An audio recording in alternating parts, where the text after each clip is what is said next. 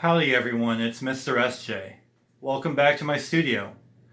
Today, as part of our theme of worship, we will be contemplating the tradition of Byzantine icons, a tradition of sacred art from the Eastern Church. In this tradition, just like in our Mass, it's based on working on patterns that have been handed down to us from the time of Christ. In this project, we will be making our own version of the Byzantine icon. I have three options that I have sent to your parents for patterns to make your own paintings. I will demonstrate on one of the patterns. So for this, we will be using some recycled materials like junk mail and packaging, and using those as sources for colors and textures that we will lay on the pattern of the Byzantine icon that you will be receiving. So the idea behind this, it's kind of almost like a metaphor for what we do when we bring ourselves to worship, when we bring ourselves to Mass.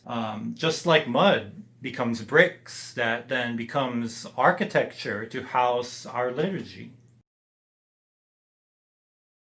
Mount your template on a piece of sturdy paper or cardboard with a glue stick. Make sure you cover the edges so that they don't start peeling off.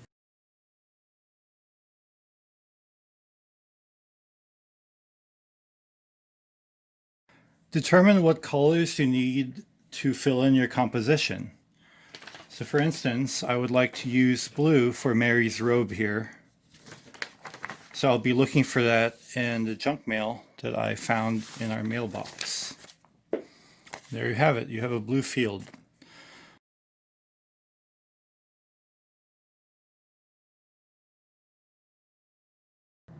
Remember, this doesn't have to be perfect right now. We're just laying in color.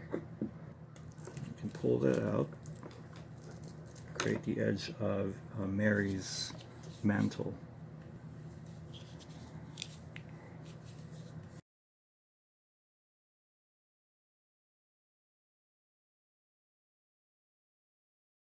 So something that I wanted to emphasize in these workshops that I'm giving for this camp is not being afraid of making mistakes and to use each opportunity to learn something new.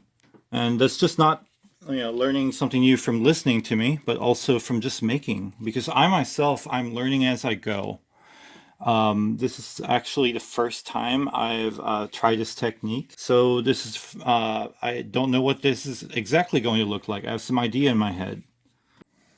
So here I'd like to demonstrate using the toothpick for more precision about putting in some glue on our composition. So just around here at the cross, as you can see here in our pattern, it's a delicate location in our composition.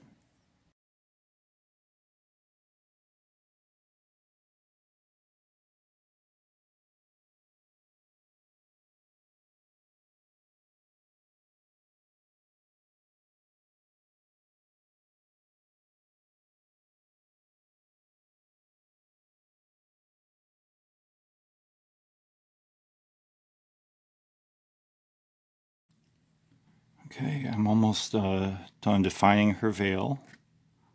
As you can see, the cross is starting to emerge. I can reinforce that with a marker later on.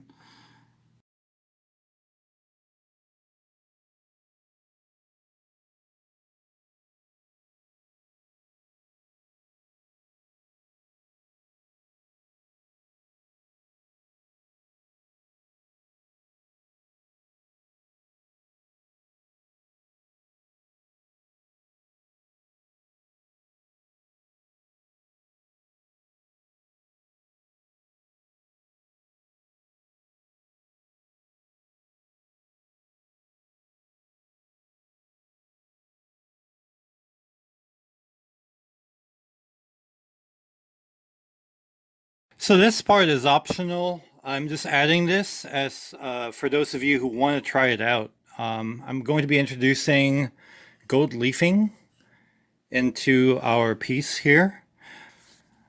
So first thing is to apply adhesive like we were doing with the rest of our collage, just to the circle. So it's a similar technique as what we've been doing all along. So I'll go ahead and let that dry. So now that the adhesive is dried and it's just tacky, I can go ahead and apply the metal leaf.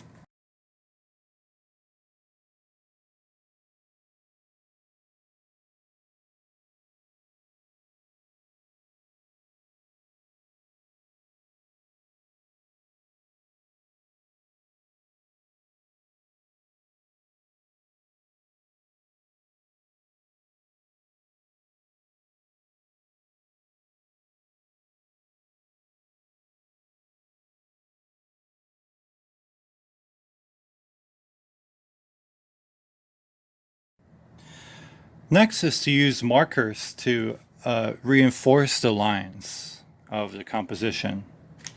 So I'm going to use blue here and see what that does in terms of just defining where the edge of my blue areas are.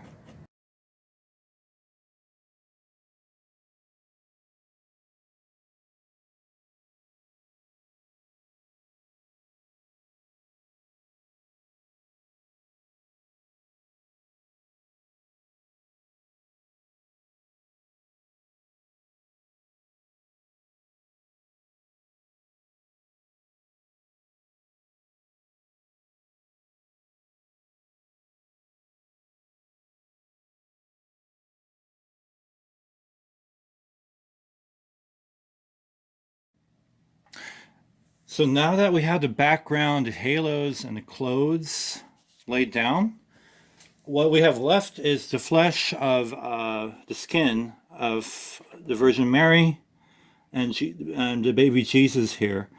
For the purpose of this demonstration, I'll use something that is familiar to many, and that is crayons.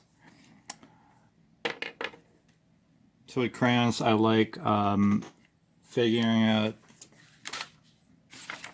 my lightest parts and using yellow to give them a glow. So I'm going to go ahead and look for that and start to mark that.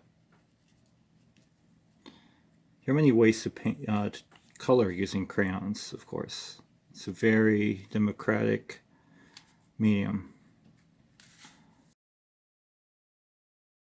I'm going to be giving them a warmer skin tone than in the original icon here, something closer to my own skin tone. So with a nod to traditional painting, I'm going to use green for the shadows, and I'm just going to do it lightly, just to have a hint at it, or a hint of it. I'm going to layer its complementary colors on top of it so that it doesn't look green in the end.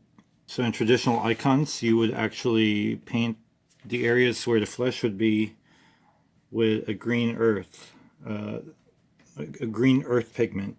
And what they would do traditionally is they would build the tones gradually, the warm tones on top of it, so as if it's breathing it into life. And I laid that down at yellow so that the paper is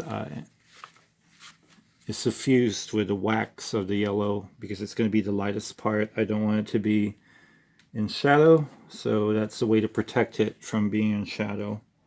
The parts that I don't want in shadow. You can see the green is now starting to disappear. For those of you who want to try paint, it's something you can experiment with. It's color. You can find some videos in color theory, how to make mix colors indirectly, like I'm doing right now.